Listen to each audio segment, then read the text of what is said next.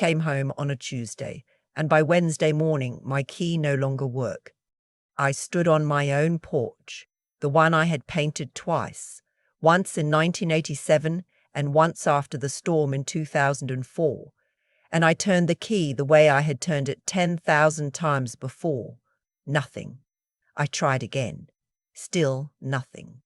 I set my grocery bag down on the step, the one with the cracked corner I kept meaning to fix, and I stood there in the Georgia heat thinking, she changed the locks.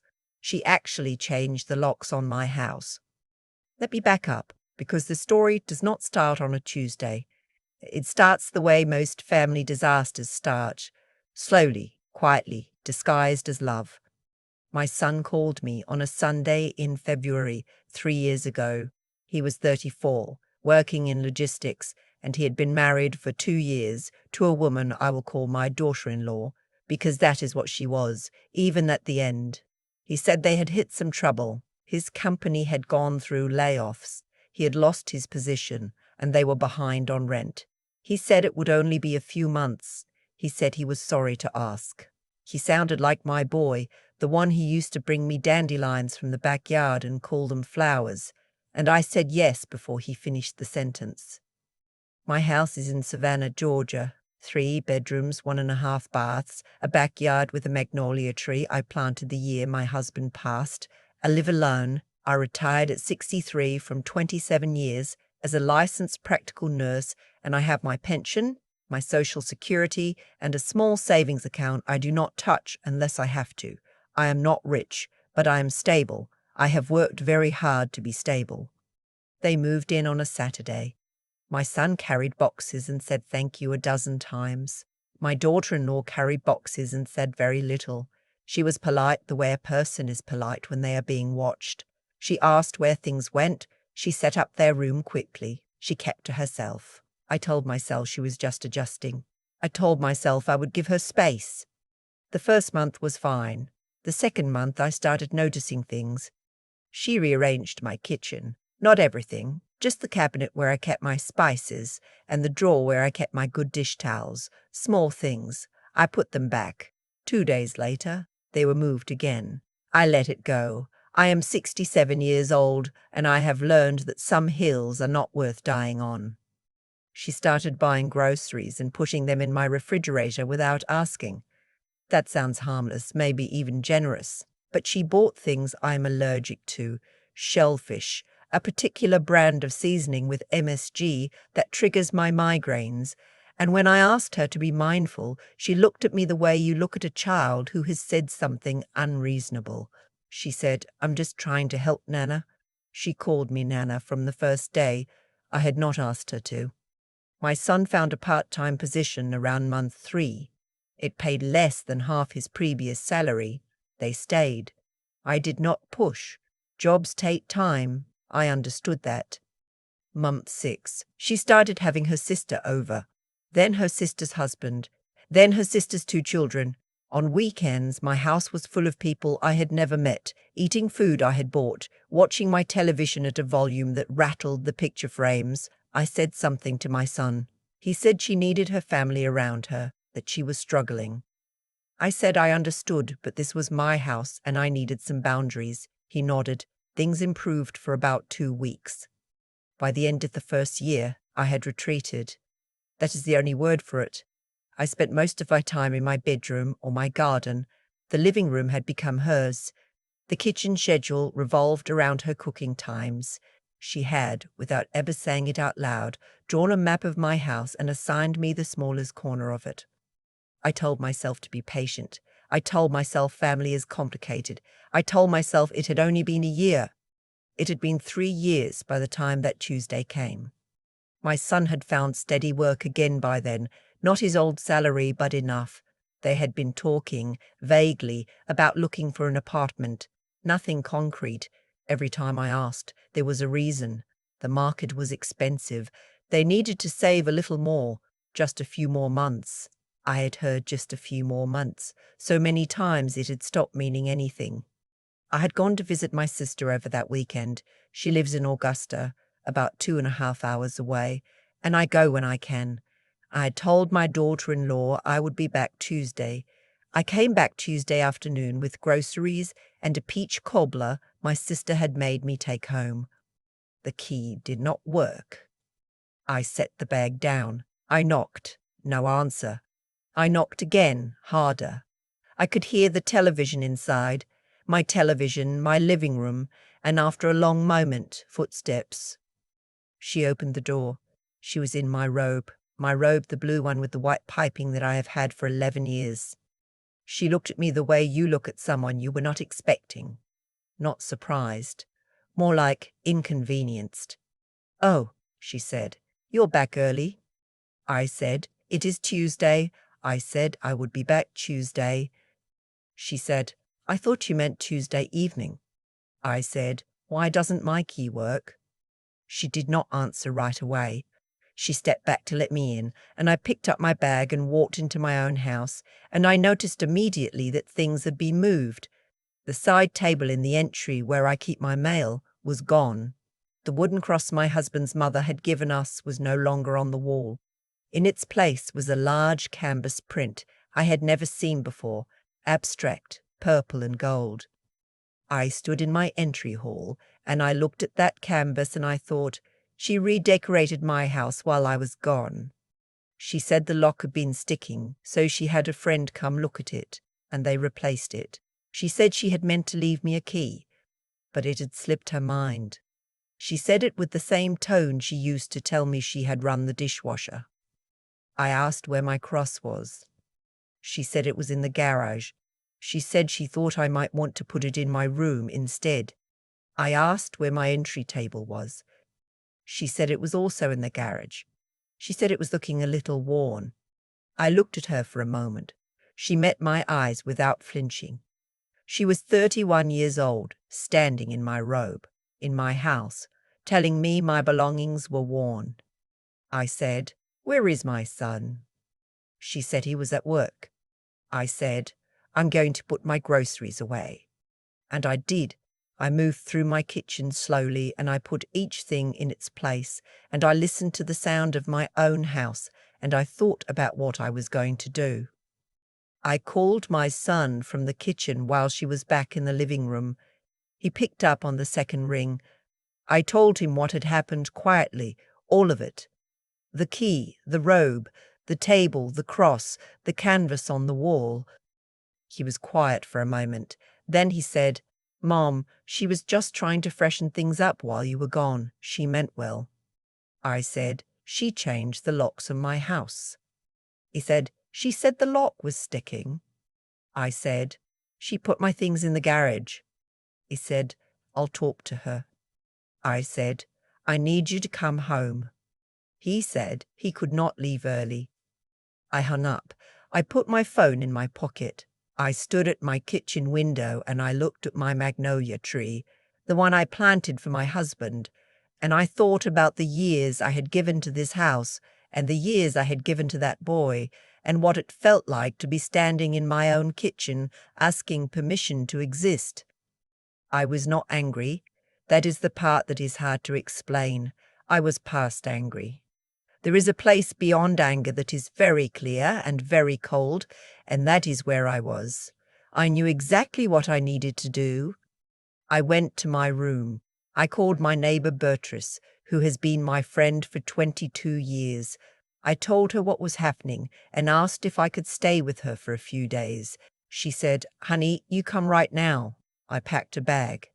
Medications, important documents, my husband's watch, a few changes of clothes. I got my social security card and my deed from the fireproof box I keep in my closet. I took the spare key my son did not know I had, the one I had always kept for emergencies, taped inside my winter boot. Before I left, I called an attorney. I had met her years ago through my church, a woman named Audrey who had since opened her own practice in family and property law. I got her voicemail. I left a message explaining the situation and asked her to call me back as soon as possible. My daughter-in-law was watching television when I came through the living room with my bag. She looked up. She said, "Where are you going?" I said, "Out." She said, "Is everything okay?"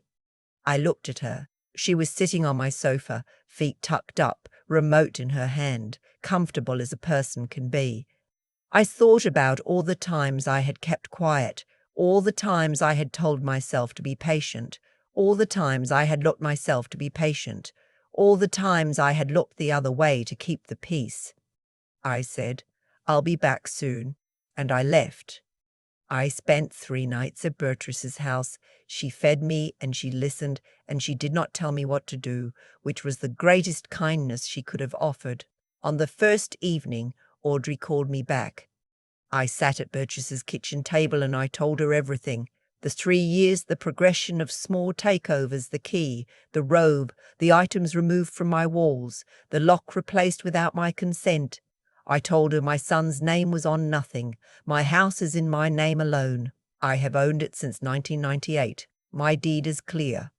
Audrey was quiet for a moment. Then she said, "You're asking for procedure." I said, "I am." She said, "They are not tenants. There is no lease. In Georgia, without a lease, they are considered guests or licensees. You have the right to revoke that permission." I said, "Tell me what to do." She said it was not complicated, but it needed to be done correctly. She would file a formal notice, a demand to vacate the premises, and have it served to both of them at the property address. She asked if I wanted to give my son a chance to respond first. I thought about my son telling me he could not leave work early. I thought about him saying she meant well. I said, "Send the notice." She said, "It will give them a set number of days to leave. If they do not comply, we proceed to dispossessory." She said it matter-of-factly, the way she might explain directions to someone who needed to get somewhere unfamiliar. "You do not need to be present. You do not need to confront anyone. No shouting, no argument, just paper." I said, "That's all I want." Audrey had the notice prepared and served that Friday. A courier delivered it to my address at 10 in the morning. My son called me at 10:14. He did not ask if I was all right. He said, "Mum, what is this?" I said, "It's a notice to vacate." He said, "I know what it is. Why are you doing this?" I said, "Your wife changed the locks on my house. She put my belongings in the garage. She redecorated my home without my permission, and when I came home, she was wearing my robe." He was quiet. I said, "I have been patient for 3 years. I have asked for very little. I have tried to give you both room to get on your feet, but your wife has made it clear that she does not see this as my home anymore, and I need to correct that." He said, "This is going to destroy our marriage." I said, "I did not choose that." He was quiet again for a long time. When he spoke, his voice was different. He said, "Mom, I'm sorry, I should have handled this a long time ago." I said, "Yes, you should have." I let him sit with that. I did not say more. They began moving out the following weekend. My son rented a truck. He moved boxes the same way he had moved them in 3 years earlier, and this time his wife moved very little. She had someone come help her. I was not there for most of it. Audrey had advised me to stay away until they were done, and I agreed that was wise. My son called when they were finished. He told me the house was empty and that he had left the new key on the kitchen counter, along with the canvas they had hung in the entry. I drove home late on a Sunday afternoon. The drive takes 40 minutes from Beatrice's neighborhood, and I drove slowly. I was not ready to rush. I unlocked my door with the spare key from inside my boot. The entry hall was dim and quiet.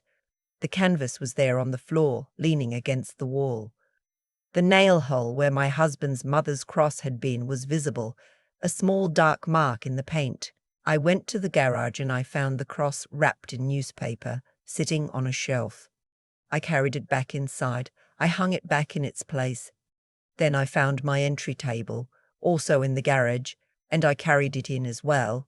It took me 2 trips and more effort than it should have, and when I was done, I stood in my entry hall and looked at things the way they were supposed to be, and I breathed. I made myself a cup of tea, and I sat in my kitchen, and I looked out at the magnolia tree in the last of the evening light. My son called me that week. He said they were staying with a friend of his while they looked for an apartment. He said my daughter-in-law was angry at him, at me, at the situation. He said he understood why I had done what I did. He said he was sorry it had taken him so long to see it clearly. I told him I loved him. I told him that had never changed. I told him that when he was ready to talk, really talk, I was here.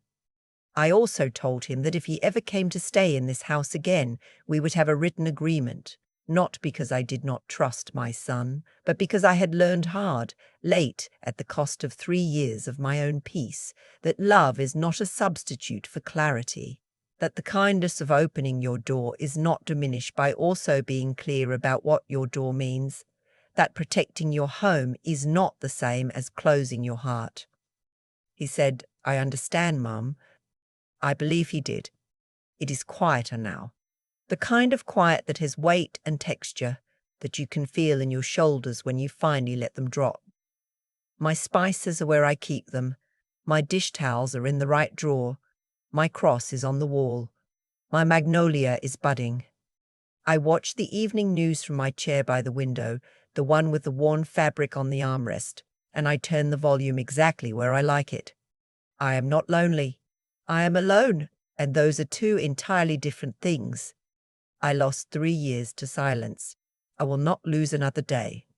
There is a particular kind of exhaustion that comes not from working hard, but from shrinking, from making yourself smaller, quieter, less present in your own space, day after day, until you can barely remember what it felt like to simply exist without calculating the cost. That was me. For 3 years, I calculated.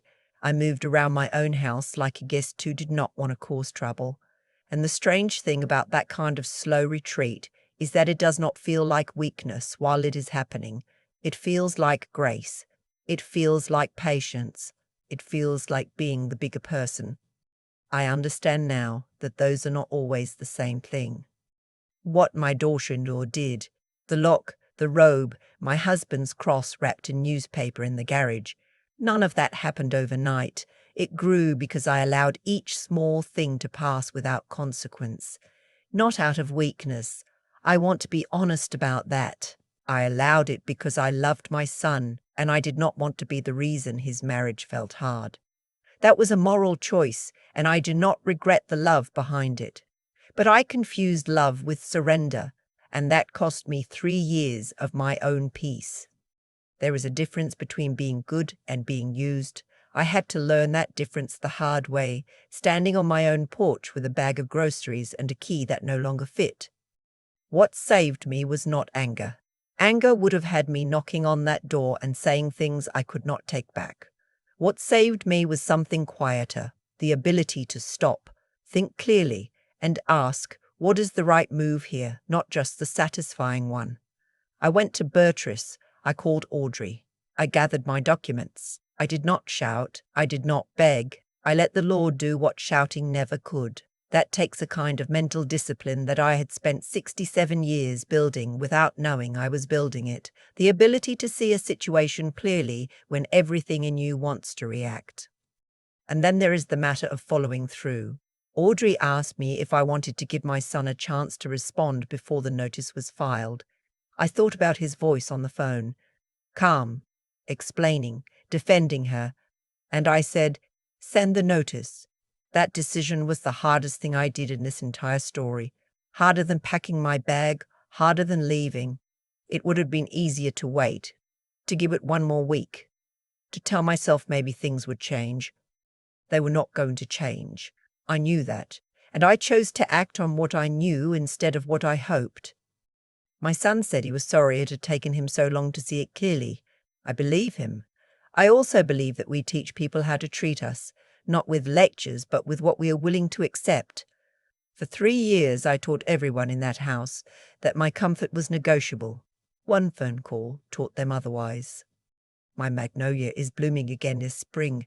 I planted it the year I lost my husband, and every year it comes back, and every year I think, so do I. That is enough.